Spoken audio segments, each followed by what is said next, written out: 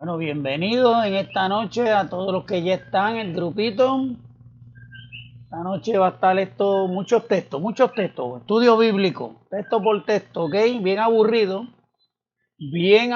va a ser esto. Y es la parte 2 y solamente yo creo que tal vez hasta 4 partes nos puede llegar esto. Aunque no estoy haciendo exégesis de los textos porque no hace falta, ¿ok? Así que tengan sus Biblias abiertas en el Nuevo Testamento. En la sección anterior repasamos la definición de la gracia, cómo la construyó Agustín, así fue que empecé la sección anterior.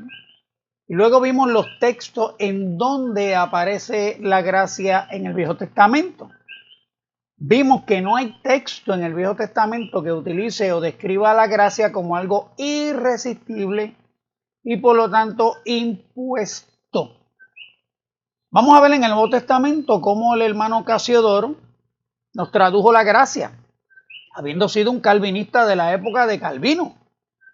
Y como les he dicho, o sea, Casiodoro de Reina, el traductor de nuestra versión castellana de la Biblia, pues él se va a Ginebra huyendo de la Inquisición en España.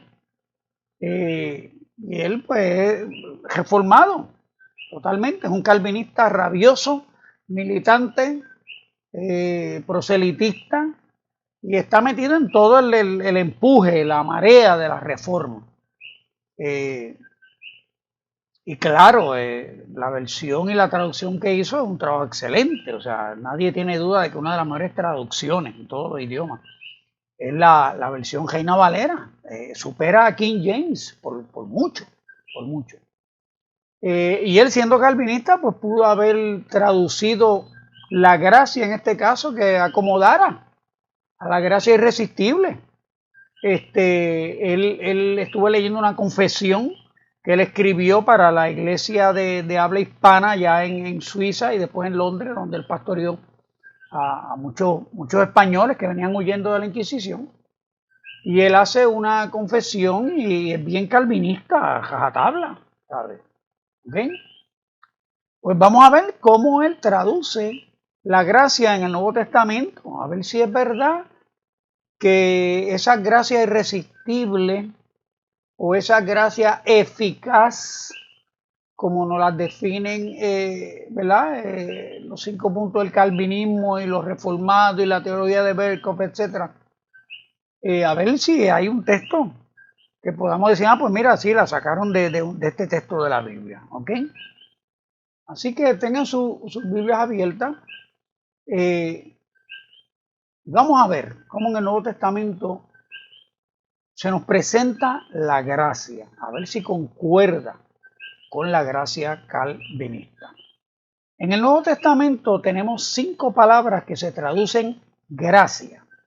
La primera es doreán, Strong's 1432, que es un adverbio, o sea, una palabra que modifica el verbo y se traduce como gratuitamente. Se usa una sola vez y es en Mateo 10:8, donde dice, de gracia recibisteis, dad de gracia. ¿Ok? En otras palabras, lo que gratis recibiste, dalo gratis. ¿Ok? Es la única vez que se utiliza esa palabra y es en ese texto. La otra palabra es ansomologeomai y es Strong's 437 y es responder en acción de gracia. Se utiliza una sola vez en Lucas 2:38. ¿Okay? Y es uno de estos cánticos que hace, creo que es María en este caso, hace acción de gracia. ¿Okay? La otra palabra que se traduce gracia es pistis, Strong 4102, y esa palabra es la palabra para fe. Se traduce gracia en Hechos 6:38 cuando dice Esteban lleno de gracia y poder. Y ahí en realidad pues lo que tenía que haber dicho era Esteban lleno de fe y poder. No sé por qué Casiodoro pues la tradujo como gracia, cuando pistis es la palabra que se utiliza 200 y pico de veces, y pisteo,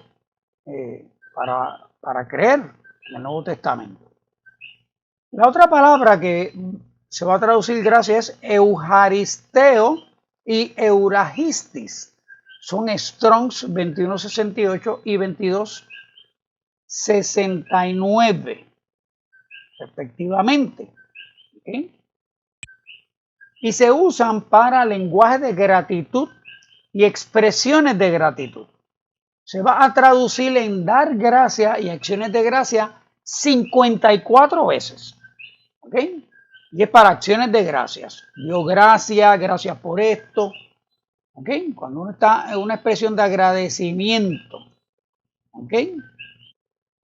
Entonces, la palabra que más se traduce gracia es charis.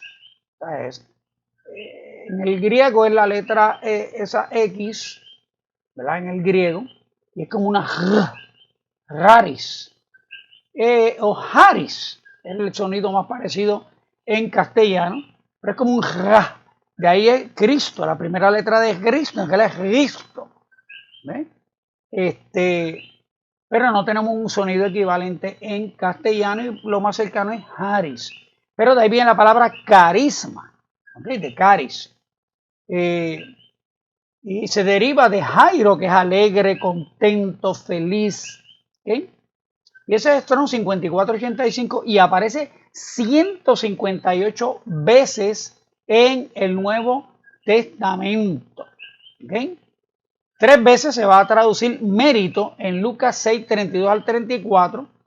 Y el uso en ese pasaje sería, en vez de mérito, ¿qué hay que agradecerte por lo que hace? O qué valor hay que reconocerle a tu acción. ¿Ves?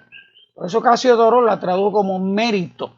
Pero es el caso este del siervo que hace lo que el Señor le mandó a hacer y se sienta a comer y acaso le da gracias a su siervo. Pues ahí él lo trajo como mérito. ¿Entiendes? Es un uso que se le puede dar a la palabra también, pero se tradujo como gracia. ¿Okay? El resto de las veces, o sea, 155 veces, va a ser gracia. Según Strongs, se usa para algo gratificante, algo que alegra.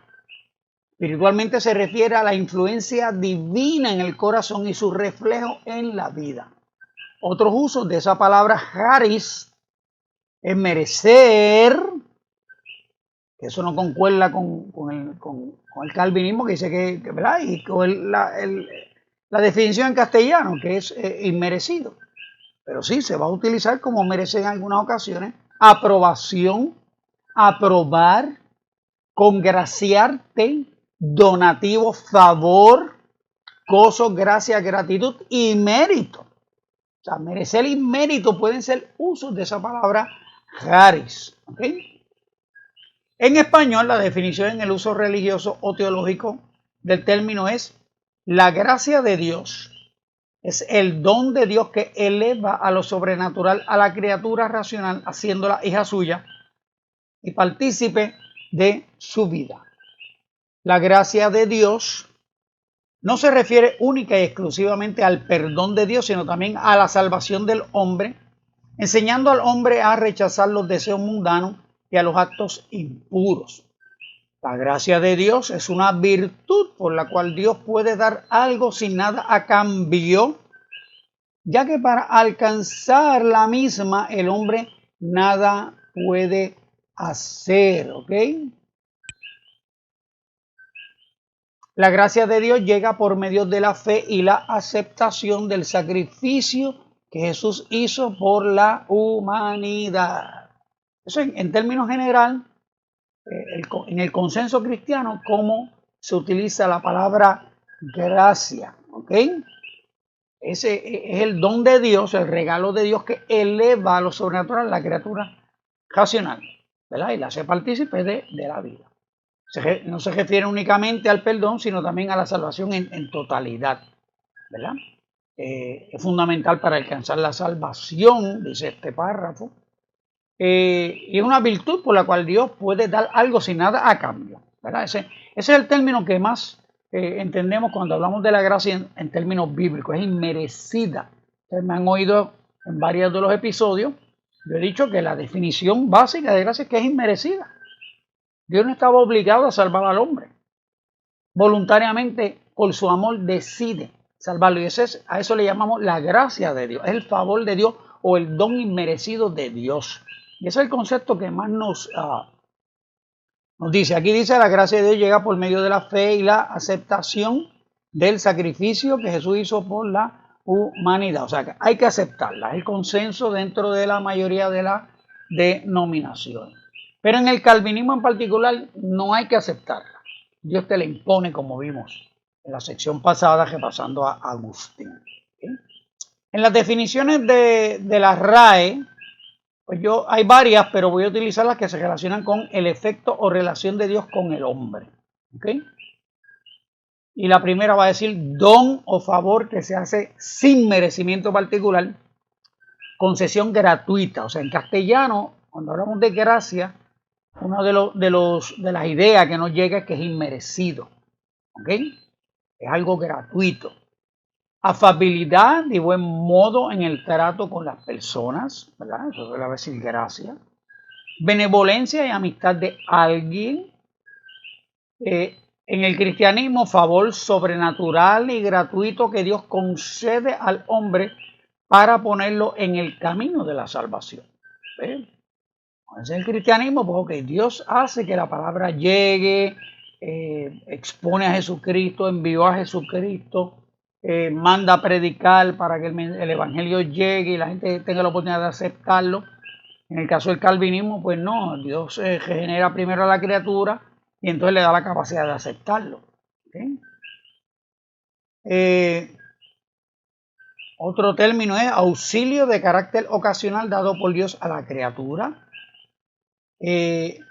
La que ayuda a la voluntad cuando ésta quiere el bien y lo practica, ¿verdad? Gracias de Dios se va a definir de esa manera. Otro uso va a ser cualidad estable, sobrenatural infundida por Dios en el espíritu, ¿verdad? Decimos la gracia de Dios en mi vida, porque Dios te está dando la capacidad de hacer algo. La que antecediendo al albedrío, a la libertad humana, sana el alma o la mueve y excita a querer y obrar el bien, esa es la definición calvinista. La que infundió Dios a nuestros primeros padres en el estado de inocencia, eso le llaman gracia santificante, no recuerdo ahora mismo si es específicamente dentro del calvinismo.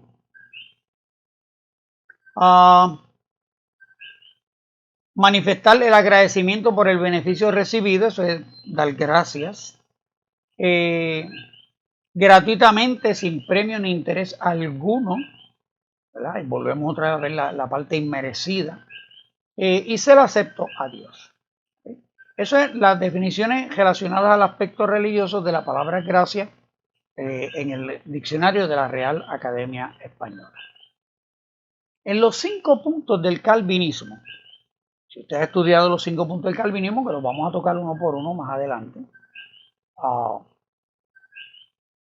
pues cuando se habla de la gracia se le da el apellido, o sea, no solo se le da el apellido irresistible a la gracia, que eso lo vimos desde Agustín, el primero que le pone ese apellido a la gracia, que no aparece en la Biblia en ninguna parte, sino que también le añade el apellido de eficaz para acomodar la gracia a 2 construcciones calvinistas adicionales para edificar el argumento de la predestinación, los cuales son el llamamiento externo y el llamamiento interno.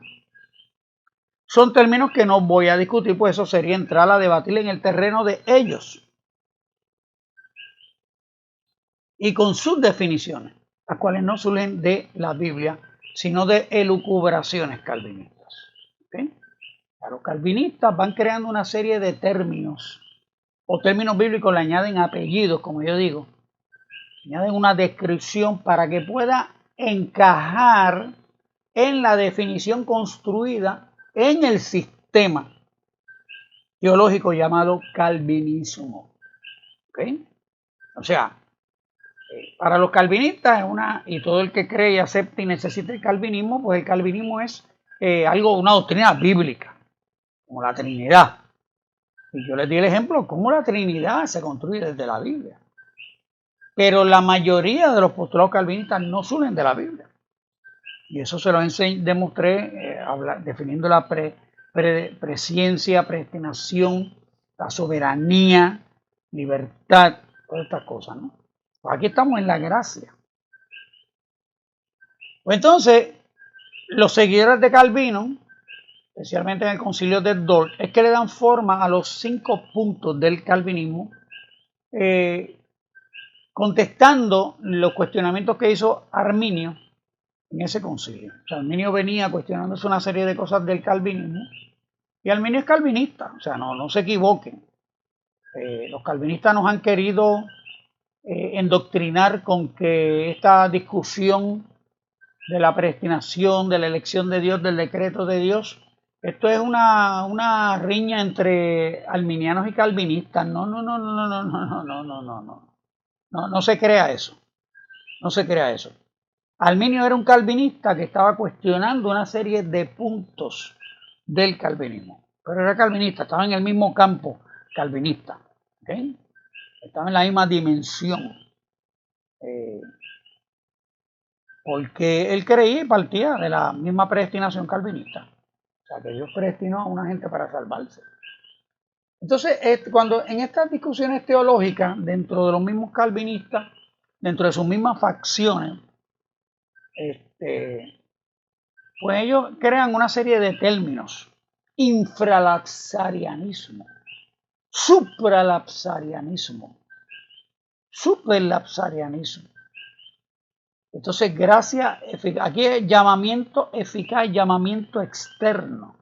Gracia irresistible, gracia eficaz, voluntad revelada de Dios, voluntad oculta de Dios. Y así, pues ellos van construyendo esto, hacer todo un glosario, un diccionario, para tú entenderte con los calvinistas.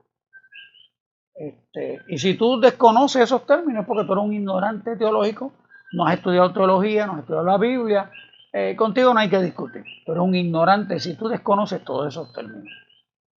Pues mire, déjeme decirle bien claro a los que están siguiendo este estudio bíblico y a los calvinistas que se enfrenten en algún momento con este estudio, no hace falta estudiar teología calvinista para uno entender el calvinismo.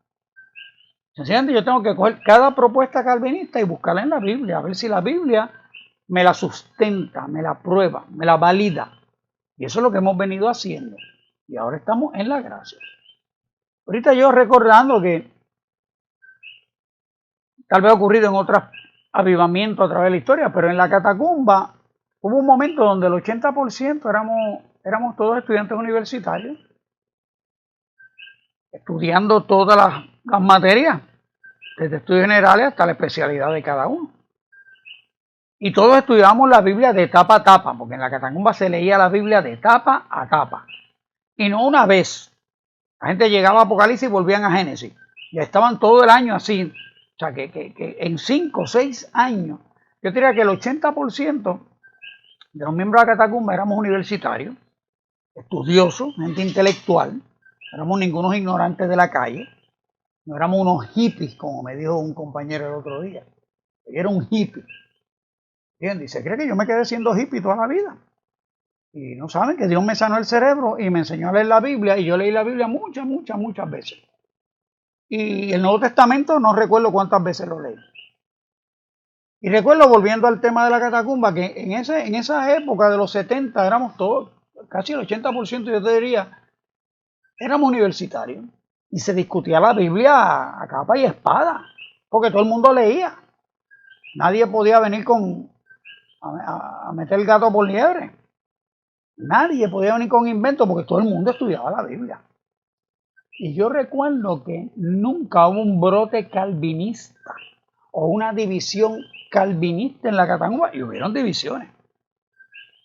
Y lo único así que yo te diría que hubo un brote calvinista fue un grupo de la catacumba 3 de Country Club que fueron enseñados en el calvinismo. Ellos consideraron la oferta, les gustó y se separaron de la catacumba y se fueron por esa línea calvinista. Pero que en las catacumbas hubiera una división o que hubiera que discutir eso del calvinismo o que había gente confundida. No surgió con toda la Biblia que se leía y como se discutían todos los temas y los issues de aquella época. como se enfrentaron todas las doctrinas de rol y las divisiones que hubieron en la catacumba. Y nadie nunca dijo, oye, ven acá, yo creo que nosotros deberíamos de considerar el calvinismo. No, no, cuando se hace la primera declaración de fe de las catacumbas, que fueron 25, yo tengo por ahí el manuscrito, que fue un retiro en mi casa en Lomas Verdes. Nadie se le ocurrió hablar de predestinación. Nadie lo propuso. Nadie, a ninguno de nosotros se nos ocurrió eso. Porque como yo he venido diciendo, o sea, el calvinismo es algo que aprende gente convertida. Se hacen prosélitos. Y entonces consideran la oferta del calvinismo, son atraídos por el glamour del calvinismo, por entrar a un sistema teológico de mucha intelectualidad. Ya son 5 siglos. Y eso pues comparado con la teología irresponsable, cafre, callejera, de los que no somos calvinistas, pues mira, oye, ¿por qué yo voy a seguir creyendo una doctrina tan callejera, tan poco teológica, tan poco seria, tan desordenada, cuando puedo, tú sabes, elevar mi entendimiento de la fe cristiana aceptando un sistema muy bien construido que lleva 5 siglos? Y como dice en un documental que estaba escuchando el otro día, el calvinismo nunca ha sido derrotado. Ok, chévere, está bien, no problem. Y por eso pues yo estoy haciendo esta serie. No para derrotárselo a ningún calvinista, porque hay gente que necesita el calvinismo y si se lo quita, tú sabes, se caen. Es como que tú quitarle el legalismo a un pentecostal de esos de Iglesia del Velo, sábado, mujeres en un lado y los hombres en el otro, patas peludas y moños, falda. O sea, tú le quitas ese legalismo a esa gente y se pierden, no saben cómo perseverar sin eso. ¿Entiendes? Pero bueno, estoy divagando, como dicen en inglés. ¿Okay? Ranting. Ok, vamos a la definición dentro de los 5 puntos de lo que en inglés se conoce como el TULIP. Esta es la definición de gracia en el TULIP. El TULIP es el acrónimo: Total Deprivation, Conditional Election, la L, me olvida cómo es en inglés, Unlimited Atonement, Conditional Grace y The Perseverance of the Saints. ¿Okay? Eso es lo que significa TULIP en inglés. Pues la de la gracia es la siguiente: nadie se puede negar o resistir a la gracia salvadora de Dios. Esta doctrina también se conoce como llamamiento eficaz. Cuando la gracia llega, nunca puede ser rechazada. Su efectividad es perfecta. Esto significa que si Dios ha elegido a alguien, no hay forma en que esa persona no llegue a ser salva. ¿Quiénes somos nosotros para decirles que no al Señor? Aquí de la fe de Westminster, de la confesión de fe de Westminster, capítulo 10, 1. Todos los que Dios predestinó para vida, y solo esos, Él se place en su tiempo llamar efectivamente por su palabra y el Espíritu. Este es posiblemente uno de los puntos más esperanzadores de toda la teología cristiana por su poderosa gracia. Los que fuimos escogidos seremos glorificados, Romanos 8, 29 al 30. De la misma manera vemos el poder de la gracia a lo largo de la Escritura. Juan 6, 37, 44 y 65. Romanos 11, 7. Segunda a los Tesalonicenses 13, 14. Primera a los Corintios 1, 9 y Gálatas 1, 5. Estos todos que ya yo he hecho la exégesis de varios de ellos y los vamos a volver a repasar aquí si aparece la palabra gracia en alguno de ellos. ¿Sí? Así que esto es lo que proponen con la gracia irresistible en el calvinismo. Ahora vamos al Nuevo Testamento a ver el uso de gracia para corroborar si la gracia es irresistible y si tiene algo que ver con gracia eficaz o llamamiento eficaz, como lo proponen las distintas confesiones calvinistas. No voy a incluir los versos en donde se habla de dar gracias, ¿verdad? Eso no vamos a tocar esos temas, porque ahí es claro, no hay nada que discutir. Le están dando las gracias a Dios, a alguien, ok, eso no. Los que hablan de la gracia en cuanto al efecto de Dios, o la gracia como causa del efecto de Dios en el hombre, o provocando algún efecto en el hombre. Vamos a ir uno por uno. Mateo 10:8 es el primero. Y ahí no es Haris o Haris la palabra que aparece. Busquen en su Biblia Mateo 10:8. Es la palabra Doreán, que ya mencioné. ¿Okay? Y Doreán, como les dije, que fue la primera palabra, Doreán es, vamos a verla aquí un momentito. Les dije que Doreán es un adverbio, gratuitamente, Mateo 18, y es de gracia recibiste, das de gracia. ¿Okay? Es la primera vez que aparece gracia en el Nuevo Testamento. ¿Okay? Pero entonces, ¿dónde se empieza a usar la palabra Haris? Pues empieza en el 1:30 de Lucas. Entonces el ángel le dijo, María, no temas, porque has hallado gracia delante de Dios. Lucas 2:40, y el niño crecía y se fortalecía y se llenaba de sabiduría y la gracia de Dios era sobre él. Está hablando de Jesús. 2:52, y Jesús crecía en sabiduría y en estatura y en gracia para con Dios y los hombres. Lucas 4:22, y todos daban buen testimonio de él y estaban maravillados de las palabras de gracia que salían de su boca y decían, ¿no es este el hijo de José? Lucas 17:9, ¿acaso da gracias al siervo porque hizo lo que se le había mandado? Pienso que no. Todos estos textos es Lucas traducidos de la palabra Haris. ¿Okay? Los primeros dos podemos ver que gracia se refiere al favor de Dios o a su aprobación, ¿verdad?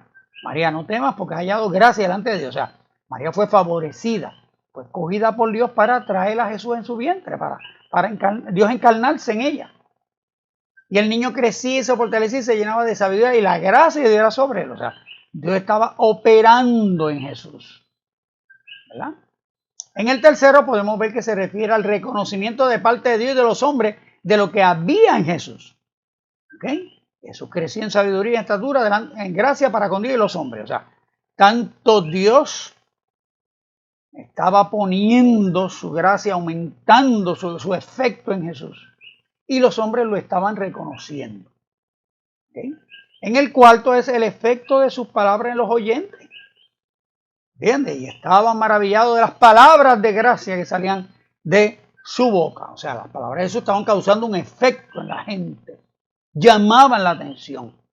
No era como los escribas y fariseos, ¿verdad? Vemos la descripción que se da en otros textos, ¿no?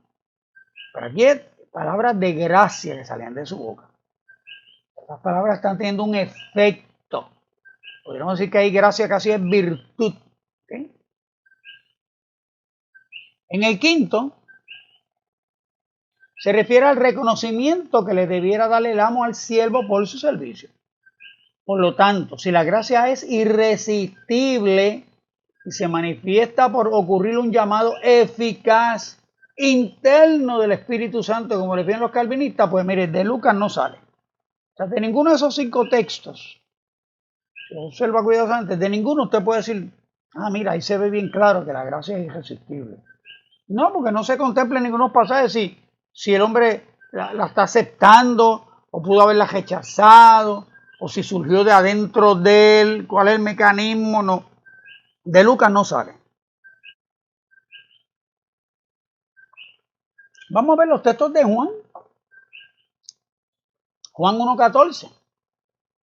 Y aquel verbo fue hecho carne y habitó entre nosotros y vimos su gloria, gloria como del unigénito del Padre, lleno de gracia y de verdad.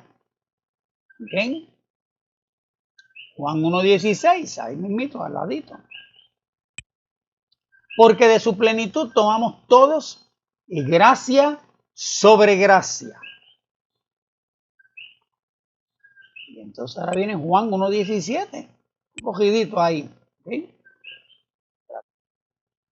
Pues la ley por medio de Moisés fue dada, pero la gracia y la verdad vinieron por medio de Jesucristo. Juan 1:17. Ya, eso es todo lo que se dice de la gracia en Juan, que es el evangelio favorito de los que necesitan la predestinación. O sea, el evangelio que más utilizan los de la predestinación para probar la predestinación y el decreto y la elección incondicional es Juan. Y eso es todo lo que hay de la gracia en Juan. Esos 3 versos, en el capítulo 1 todo. Sorpresa, ¿verdad? Sorpresa. La vida te da sorpresa, decía el profeta de Panamá. En el primer verso habla del don de Dios en Jesús. Y habitó entre nosotros, vemos su gloria, gloria como el del Padre, lleno de gracia y de verdad. Claro, Jesús está lleno de gracia, pues claro, si en él habita toda la plenitud de la deidad, habita en él corporalmente. Es Dios, hecho carne. ¿Sí?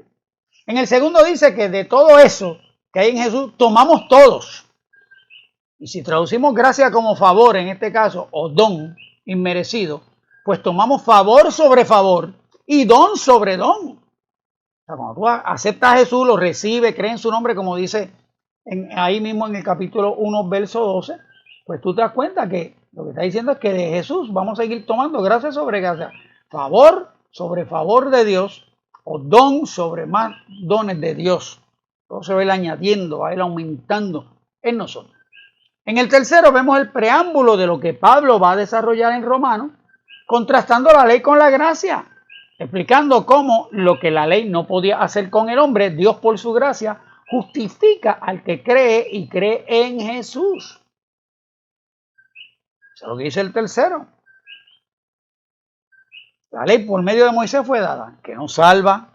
La ley solo era para el conocimiento del pecado. La ley no podía salvar. Eso es lo que Pablo va a ir detallando en la carta a los romanos. Ahora, la gracia de Dios, el favor de Dios, el don inmerecido de Dios, la verdad de Dios, todo eso viene por medio de Jesucristo. Aquí Juan peca, entre comillas, de lo mismo que Pablo al no dejar claro que el favor de Dios se efectúa directamente sobre el hombre o los escogidos, que es lo que nos propone el calvinismo. Jesucristo es el medio por el cual ese efecto de Dios en los hombres se obtiene. No ocurre sin o aparte de Jesucristo. ¿Okay? Eso es lo que hemos venido viendo en toda la exégesis y en los análisis de todos esos pasajes utilizados por los calvinistas para probar el calvinismo. Todo es en Cristo, por medio de Jesucristo. ¿Se acuerdan cuando hablamos de la palabra di en el griego? Es el medio, es la causa. O sea, no hay gracia sin Jesucristo. Eso lo vamos a ver en detalle más adelante. Así que en Juan solo hay 3 versos que hablan de gracia y de ninguno podemos decir que la gracia es irresistible o que la gracia ocurre por un llamamiento eficaz interno del Espíritu en el hombre. No, de Juan no es. ¿Ok? René Atilano, saludo. O sea que de Juan no es que sale. Ok, vamos a Hechos. Hechos 4:33, y con gran poder los apóstoles daban testimonio de la resurrección del Señor Jesús, y abundante gracia era sobre todos ellos. 6:8, que ya lo vimos, Esteban lleno de gracia y de poder hacía grandes prodigios y señales entre el pueblo. Hechos 7:10, y le libró de todas sus tribulaciones y le dio gracia y sabiduría delante de Faraón, rey de Egipto, el cual lo puso por gobernador sobre Egipto y sobre toda su casa. Hechos 7:46, halló gracia delante de Dios y pidió proveer el tabernáculo para el Dios de Jacob. Hechos 11:23, cuando llegó y vio la gracia de Dios, se regocijó y exhortó a todos a que con propósito de corazón permaneciesen fieles al Señor. Hechos 13:43. Y despedida la congregación, muchos de los judíos y de los prosélitos piadosos siguieron a Pablo y a Bernabé, quienes hablándoles les persuadían a que perseverasen en la gracia de Dios. ¿Okay? Hechos 14:3. Por tanto, se detuvieron allí mucho tiempo, hablando con denuedo, confiados en el Señor, el cual daba testimonio a la palabra de su gracia, concediendo que se hiciesen por las manos de ellos señales y prodigios. Hechos 14:26. De allí navegaron a Antioquía, desde donde habían sido encomendados a la gracia de Dios para la obra que habían cumplido. Hechos 15:11. Antes creemos que por la gracia del Señor Jesús seremos salvos de igual modo que ellos. Hechos 15:40. Y Pablo, escogiendo a Silas, salió encomendado por los hermanos a la gracia del Señor. Hechos 18:27. Y queriendo él pasar a Acaya, los hermanos le animaron y escribieron a los discípulos que le recibiesen, y llegando él allá fue de gran provecho a los que por la gracia habían creído. Hechos 20:24. Pero de ninguna cosa hago caso ni estimo preciosa mi vida para mí mismo, con tal que acabe mi carrera con gozo y el ministerio que recibí del Señor Jesús, para dar testimonio del evangelio de la gracia de Dios. Hechos 20:32. Y ahora, hermanos, os encomiendo a Dios y a la palabra de su gracia, que tiene poder para sobreedificaros y daros herencia con todo lo santificado. Estos son los textos en Hechos, de donde gracia se traduce de haris, carisma. Ok, pues estamos viendo los textos en Hechos, de donde se traduce la palabra, cómo se usa la gracia. A ver si la gracia es lo que dicen los calvinistas que es. En el primero que vimos, Hechos 4:33, pero que tengan sus Biblias abiertas, dice, y abundante gracia era sobre ellos. Se refiere al el efecto de Dios sobre ellos y el reconocimiento ante el pueblo. Y esa gracia que todo el mundo está reconociendo fue en respuesta a la oración que hicieron en el 4:29. Estamos en el 4:33. Pues mire, el 4:29, ¿qué es lo que dice? Y ahora, Señor, mira sus amenazas y concede a tus siervos que con todo denuedo hablen tu palabra, mientras extiendes tu mano para que se hagan sanidades y señales y prodigios mediante, diga, el nombre de tu santo Hijo Jesús. Cuando hubieron orado, el lugar en que estaban congregados tembló y todos fueron llenos del Espíritu Santo y hablaban con denuedo la palabra de Dios. 4 del 29 al 31. O sea que esa abundante gracia que era sobre ellos viene como resultado de esta oración que ellos hicieron. ¿Ok? Ellos pidieron poder hablar la palabra con denuedo y que el Señor la confirmara con señales y prodigios. Pues mira, fueron llenos del Espíritu Santo y ¿qué hacían? Hablaban con denuedo la palabra de Dios. Toda esa gente que dice que tienen el Espíritu Santo supone que puedan hablar la palabra de Dios sin tapujo, con descaro, descaradamente. Así que yo traduzco la palabra denuedo. Hablar la palabra de Dios descaradamente. ¿Sí? En Hechos 6:8, es el siguiente. Pues esta palabra, como les dije ahorita, se traduce, gracia se traduce de pistis. O sea, el texto original lo que dice es Esteban lleno de fe y de poder. ¿Okay? Así que este no cuadra dentro de lo que queremos aquí. En el 7:10 está hablando del respaldo que Dios le dio a José delante de Faraón al hablar de gracia y sabiduría. El efecto de Dios en José resultó en que Faraón lo puso como gobernador de Egipto y sobre toda su casa. En Hechos 7:46 está hablando de David que halló gracia. Sabemos que David fue favorecido para ser rey sobre Israel y en lugar de Saúl. Esa es la gracia de Dios en David. Que Dios no lo escogió para que se salvara, Dios lo escogió para que fuera rey en lugar de Saúl. ¿Okay? Sabemos que David no hizo nada de lo que hizo Saúl que provocó que Dios lo desechara. Y aunque David pecó peor que Saúl, por su arrepentimiento, Dios lo favoreció como rey hasta el final de sus días. ¿Okay? En el 11:23, recuerden, vayan viendo si esta gracia tiene que ver con gracia irresistible o gracia eficaz o llamamiento eficaz. En el 11:23 habla de cuando Bernabé fue a Antioquía a ver lo que había pasado con la iglesia. Cuando dice, y vio la gracia de Dios, se refiere a la salvación. Esa salvación ocurrió no por la gracia según el texto, sino porque creyeron y se convirtieron. Versos 20 al 21. Estamos en el 23. Pues vaya al 20 y 21. O sea, lo que va a ver, lo que va a presenciar en Antioquía Bernabé cuando llega es, dice, la gracia de Dios. Pero ¿de qué está hablando? Está hablando de la salvación que allí ocurrió en ellos. Cómo se convirtieron, cómo se formó esa iglesia en Antioquía. ¿Y cómo fue que se formó? Porque se activó la gracia irresistible en ellos o el llamamiento eficaz. No, porque creyeron y se convirtieron. A eso es que se refiere, eso fue lo que él vio. Él encuentra una iglesia allí activa. ¿Y cómo fue que se formó? Porque creyeron y se convirtieron. En otras palabras, Bernabé vio el efecto de que se anunciara el evangelio.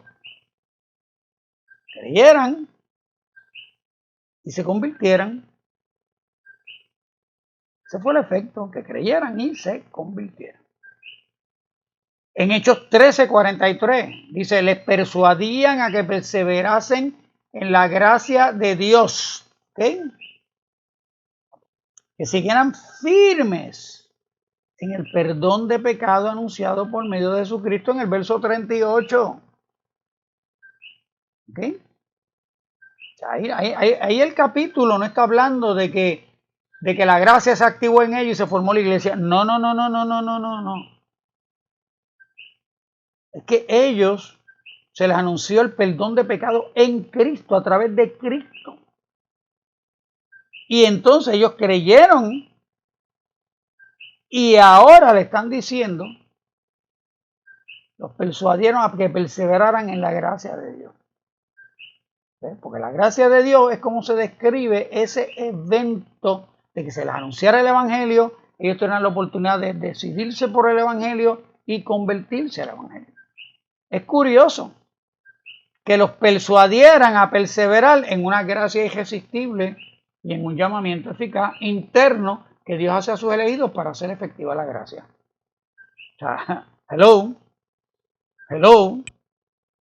¿Para qué tú tienes que persuadir a alguien, caerle encima a alguien a que persevere en algo que es irresistible y que es eficaz, que no hay forma de que el hombre pueda zafarse de eso? Según lo leímos en las confesiones en rojo que vimos ahorita. También recuerden que esto se le dice a judíos en la sinagoga, los cuales creían para su salvación en obedecer la ley. La ley no salva. Es la salvación provista por la gracia a través de Jesucristo. Por la gracia, pues es una oferta inmerecida y voluntaria de parte de Dios. O sea, las buenas noticias son esas. Que ante el fracaso de la ley para llegar a Dios, como el fracaso de cualquier método, religión, filosofía humana para llegar a Dios, ante ese fracaso, la buena noticia del evangelio consiste en que Dios, pasando por alto la ignorancia, manda a todos los hombres que se arrepientan. Ahora, Dios invita a los hombres a que cambien de dirección y obedezcan al evangelio, como vimos en las secciones anteriores. ¿Okay? En el 14:26 dice, encomendados a la gracia de Dios. Perdóname, 14:3. La palabra de su gracia es el evangelio. Es la iniciativa de Dios en querer salvar lo que se había perdido. En el 14:26, encomendado a la gracia de Dios, es al favor de Dios, a la buena voluntad de Dios, al cuidado de Dios, a la protección de Dios. Eso es lo que significa ahí. En el 15:11, Búsquenlo. Creemos que por la gracia del Señor seremos salvos. Es el Concilio de Jerusalén. No está hablando de la gracia como el agente salvador. ¿Okay? El calvinista ve ese texto, creemos que por la gracia del Señor seremos salvos. Ah, ¿lo ve? Ahí está. Ahí lo dice, ¿ve? Que creemos cuando la gracia se activa en nosotros. Pero eso no es lo que están diciendo ahí. Está hablando de la gracia en contraste con la ley, que es la discusión del concilio. Si era necesario cumplir la ley para salvarse. Ese es el tema del capítulo 15. Si era necesario obedecer la ley de Moisés para salvarse. Si todos esos gentiles que se habían convertido había que obligarlos a guardar la ley de Moisés, los ritos de Moisés, la liturgia de Moisés, hacerse judíos, hacerse prosélitos. Esa es la discusión en Hechos 15. Entonces sale esta frase, creemos que por la gracia del Señor seremos salvos. ¿Okay? Ya se acaba de establecer que Dios salvó a los gentiles purificando por la fe sus corazones. Verso 9, ahí adelante, atrás del verso 11. En el verso 9 se deja claro que Dios purificó sus corazones no porque se activó la gracia, sino porque ellos creyeron. Por la gracia del Señor. No significa, según el contexto, que participamos del Señor por la gracia, sino que participamos de la gracia por el Señor. Eso es lo que se dice en Juan 1:17 que vimos ahorita. La gracia vino por el Señor, no al revés. Los calvinistas enseñan que primero viene la gracia irresistible, viene el llamamiento eficaz, viene la regeneración. Entonces, tú puedes recibir a Cristo en tu vida. Entonces, tú puedes creer en Cristo. Entonces, tú puedes arrepentirte. Entonces. Lo primero es la gracia. Y no, eso no es lo que se describe aquí que ocurre en Hechos. Ellos creyeron al evangelio que se les anunció y entonces fueron salvados. ¿Okay? Ellos aceptan al Señor, viene el Señor, entonces opera la gracia en ellos. ¿Okay? O sea, tú no puedes, si tú sacas esta frase de su contexto, que es lo que hace el calvinista, pues entonces tú dices, la gracia viene y después viene el Señor. No, en ningún sitio de hecho tú vas a ver eso. ¿Okay? Seguimos. En el 15:40, pues lo mismo del 14:26, encomendado a la gracia del Señor, encomendado al cuidado de Dios. En el 18:27, dice, los que por la gracia habían creído. Bingo, ahí está, ¿lo ves? El calvinismo es sacado de la Biblia. Para el calvinista, esto confirma que la gracia irresistible operó en ellos primero para que pudieran creer. El problema es que ese verbo creído es una acción en participio perfecto y está en voz activa. ¿Qué me refiero con eso? Es una acción completada en el pasado, ya terminada. ¿Okay? Pero está en voz activa. Eso significa que quien creyó fueron los discípulos.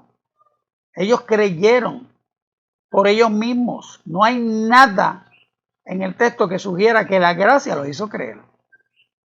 Eso que significa en voz activa. Porque si no, la gracia hubiera sido el sujeto de la oración y el creído hubiera estado en voz media. Para que la gracia hubiera sido la causa de que hubieran creído. O sea, que ellos hicieron la acción sobre el día. O sea, que no solo es eso, no solo es que habían creído, es por medio de Jesucristo. La acción sobre el día, el medio provisto para ejecutarla, es la gracia, es por Jesucristo. Es lo mismo que vimos en el 11:23. Creyeron y se convirtieron. Y a eso se le describe como la gracia. ¿Ok? Vamos al 18:27.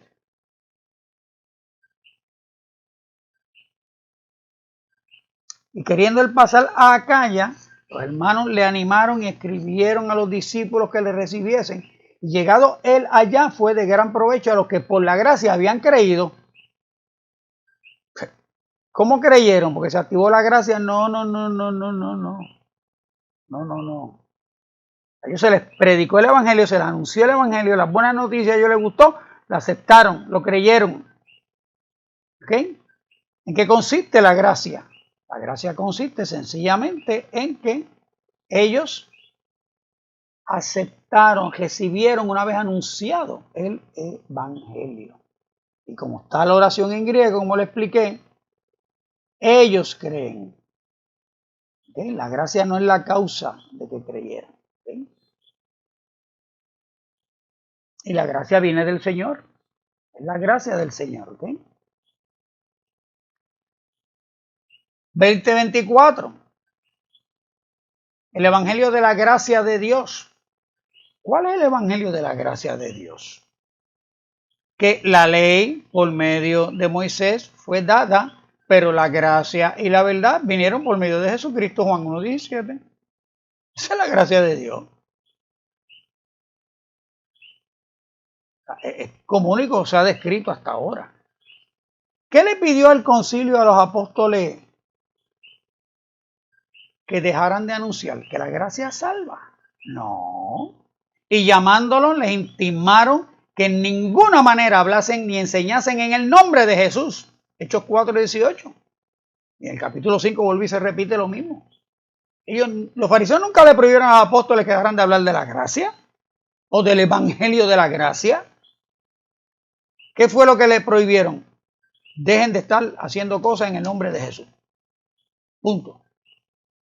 Pero los que fueron esparcidos iban por todas partes anunciando el evangelio. Hechos 8:4.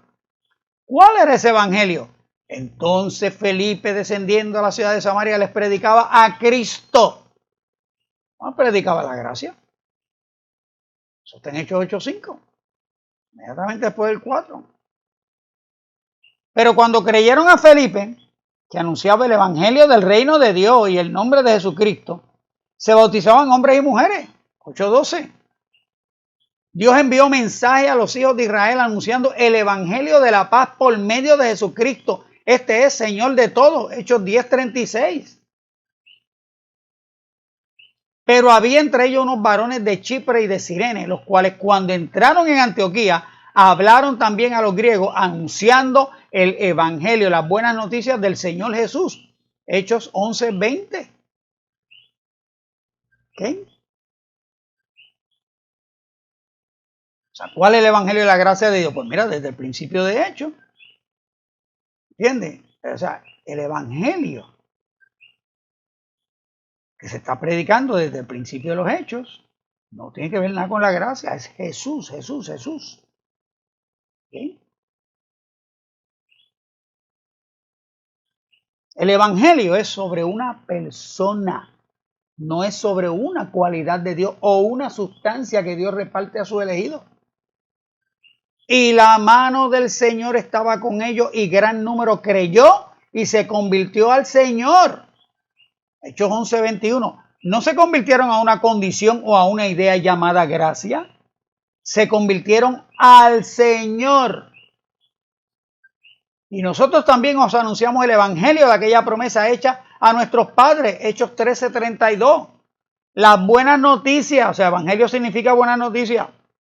Las buenas noticias de aquella promesa. De eso están hablando ahí. Prometió Dios gracia, la cual Dios ha cumplido a los hijos de ellos, a nosotros, resucitando a Jesús, como está escrito, también en el Salmo 2, mi hijo eres tú, yo te he engendrado hoy. Hechos 13:33. ¿Cuál es el evangelio de la promesa? ¿Cuál es la promesa? La gracia. No, Jesús. El evangelio es sobre una persona y no sobre una o cualquiera de las cualidades sobre esa persona. Sorry. Perdónenme. Pero eso es lo que está contenido en los textos. Tú te convertiste en una persona, no a una cualidad, a un beneficio de esa persona. ¿Entiendes?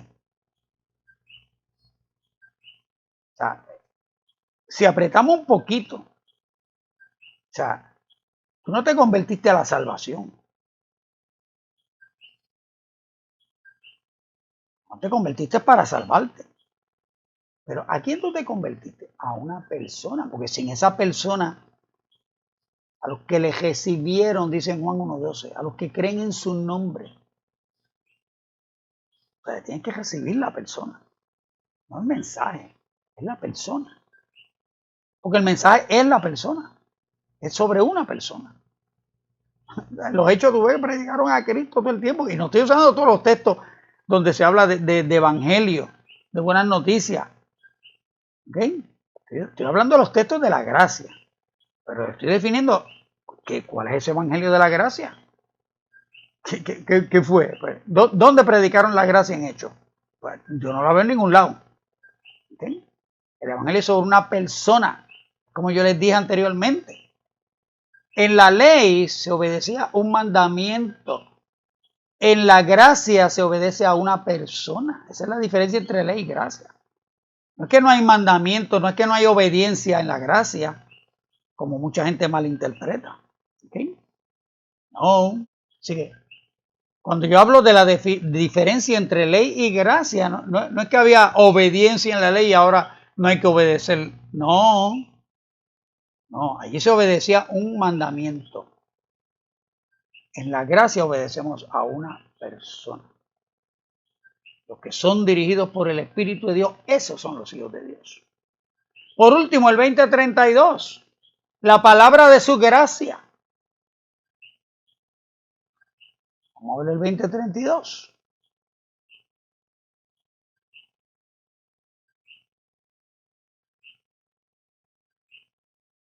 Y ahora, hermanos, os encomiendo a Dios y a la palabra de su gracia, que tiene poder para sobreedificaros y daros herencia con todos los santificados. Aquí cuando Pablo reunió a todos los ancianos de Éfeso y Mileto, se está despidiendo de ellos y los está encomendando a la palabra de su gracia, que tiene poder para sobreedificaros y daros herencia con todos los santificados. Ok.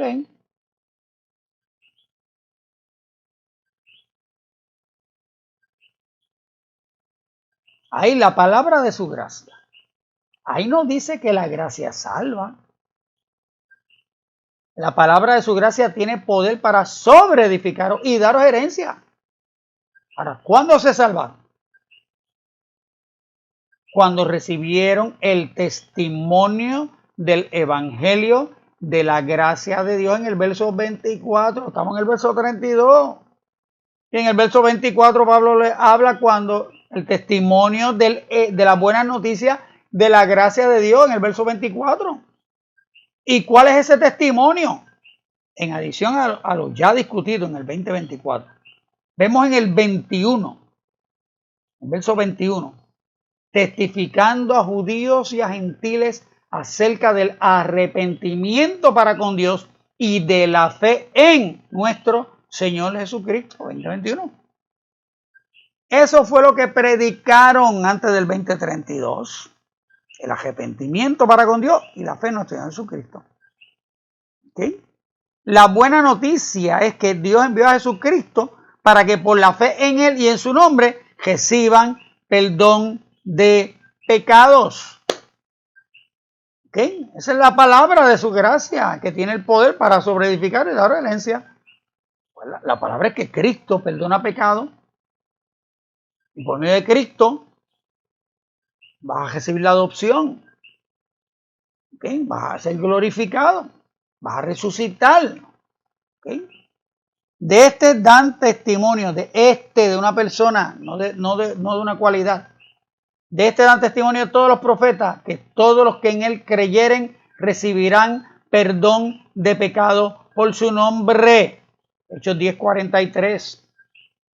Mas a todos los que le recibieron, a los que creen en su nombre, les dio potestad de ser hechos hijos de Dios. Juan 1:12.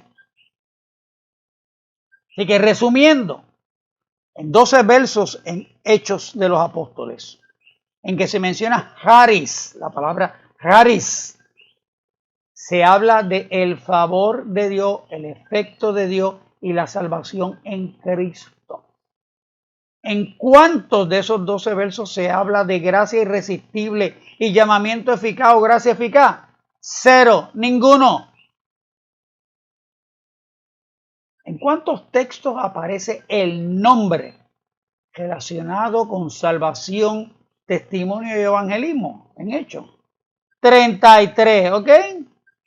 Ahí lo dejamos por hoy. De Hechos tampoco sale. Gracia irresistible, gracia eficaz, llamamiento eficaz. De los Hechos tampoco sale. ¿Okay? Muy bien. Recuerden, hermanos, siempre, ¿verdad? Los que puedan, los que ustedes, el que Dios toque, quiere, ¿verdad? Agradecer el esfuerzo y las horas que yo le meto a esto, pues mira, envía tu ofrenda o tu donativo a HC03 Box 8156.